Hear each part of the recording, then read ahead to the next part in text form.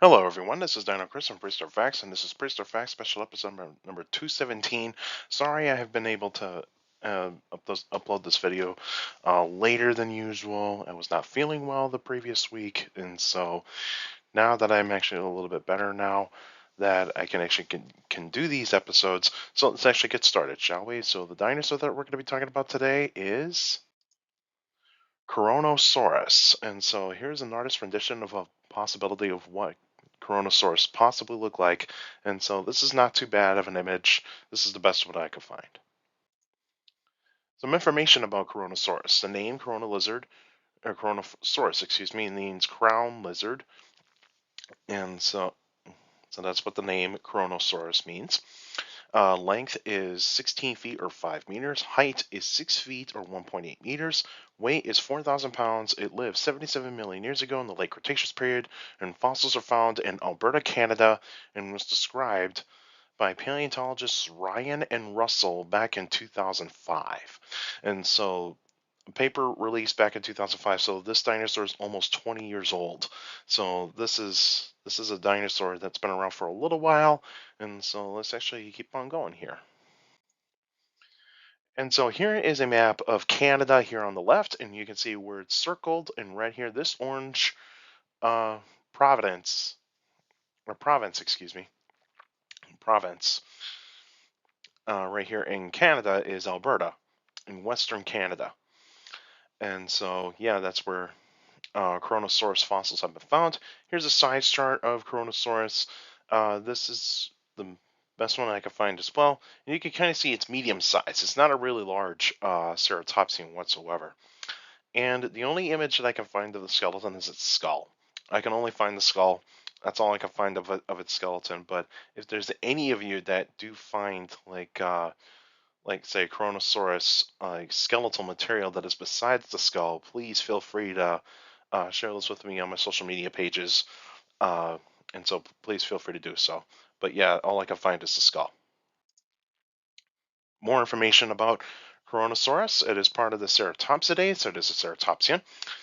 Part of the Centrosaurinae family, so it's related to, like, say, Centrosaurus, uh, Styracosaurus, and I also think Pachyrhinosaurus is part of this as well. So, like, yeah, this is a Centrosaurinae, so very very well classed ceratopsians.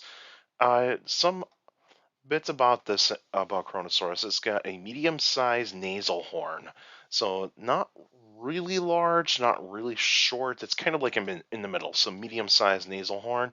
Small brow horns. If you kind of did take a good look at that skull, you can kind of see tiny horns on top of the eye sockets, and so this has small brow horns.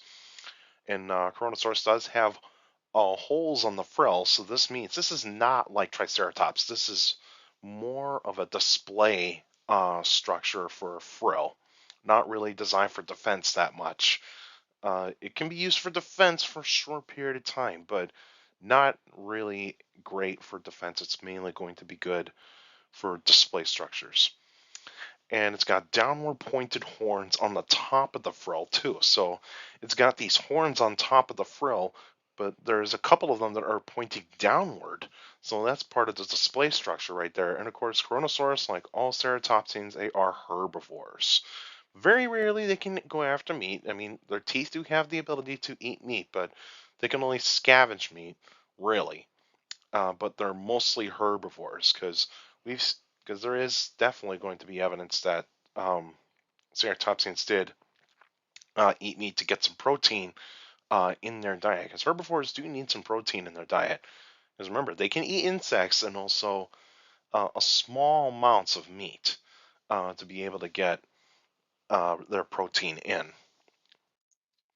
The environment in which Coronosaurus lived in would have been warm and humid. There would have been seasonal types of seasons. So, like, you got like your uh, winter, spring, summer, fall, you name it. So they would have those types of seasons in Canada.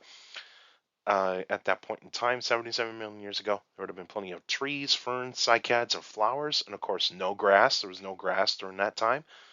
There you had the Western Interior Seaway, that was around, and you also had plenty of rivers, lakes, and ponds. There would have been plenty of insects, amphibians, reptiles, mammals, birds, or the avian dinosaurs, pterosaurs, and of course, non-avian dinosaurs. And so you had plenty of those animals around as well.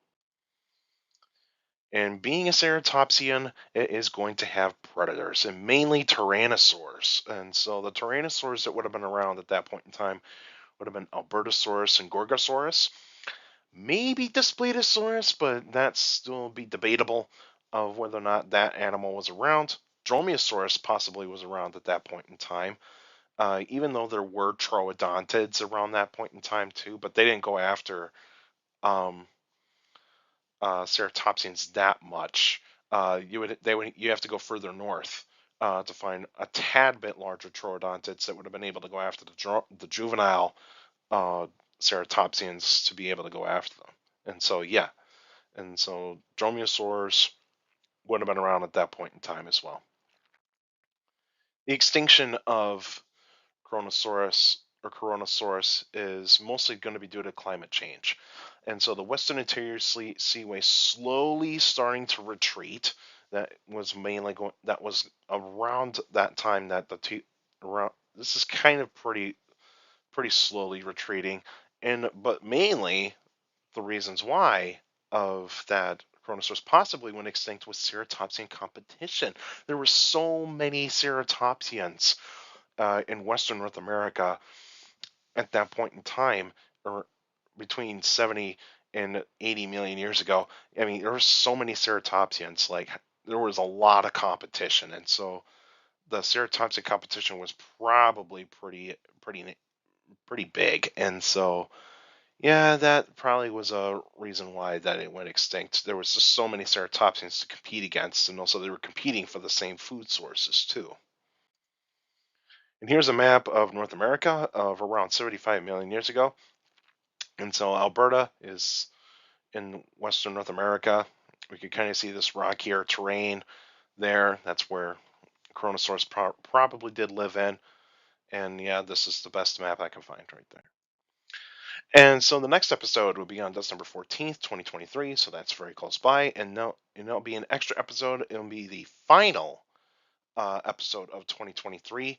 And of course, that'll be the extinction profile for the KPG extinction. And so, why not end the 2023 season with the KPG extinction event? And so, we'll be talking about that this Thursday, this coming up. So, stay tuned for that episode to come up. But you can still send me questions about dinosaurs and other prehistoric life. Feel free to email me at dinochrist71@gmail.com, or there's go to my Facebook page, Prehistoric Facts with Dino Chris. Like the page, yes, put your questions in the comment section. Please put them in the comment section. Don't put them on Messenger. Messengers are private conversations. So please put your questions in the comment section. And for your YouTubers out there, like the video, subscribe to the channel according to my analytics. A lot of you guys are checking out my channel and not subscribed yet. So please feel free to hit the subscribe button and also hit the like button, because that's how the YouTube algorithm works now. Is the more likes the video gets, the more likely it gets spreads out to people that are interested in dinosaurs, prehistoric life, paleontology, geology in general. So please feel free to hit that like button and also share the video, share the channel to anybody that is interested in dinosaurs and other prehistoric life. Feel free to do so, and hit that notification bell so that we can get weekly notifications of every video that comes out. And also feel free to leave your questions in the comments section, because I do read them all. Your questions do mean a lot. All of you that sending me questions via email, Facebook, and YouTube. You guys are awesome. You're giving me some great questions for the Q&A episodes, and so keep up the great work for that. And also make sure you keep your questions short to the point. You can also follow me on Instagram at dino.chris.pf. I post pretty cool stuff on there. You can also follow me on Threads. Same thing as Instagram at dino.chris.pf. I post pretty cool stuff on there as well. Also, take care of the people around you. Also, for your younger people out there, to make sure listening to your parents, your teachers, and your guardians. So, the best motivation you can have for a good education is very important to have a good education. With a good education, you get a good job in the future. That's it for now. Now, I'll see you guys next time.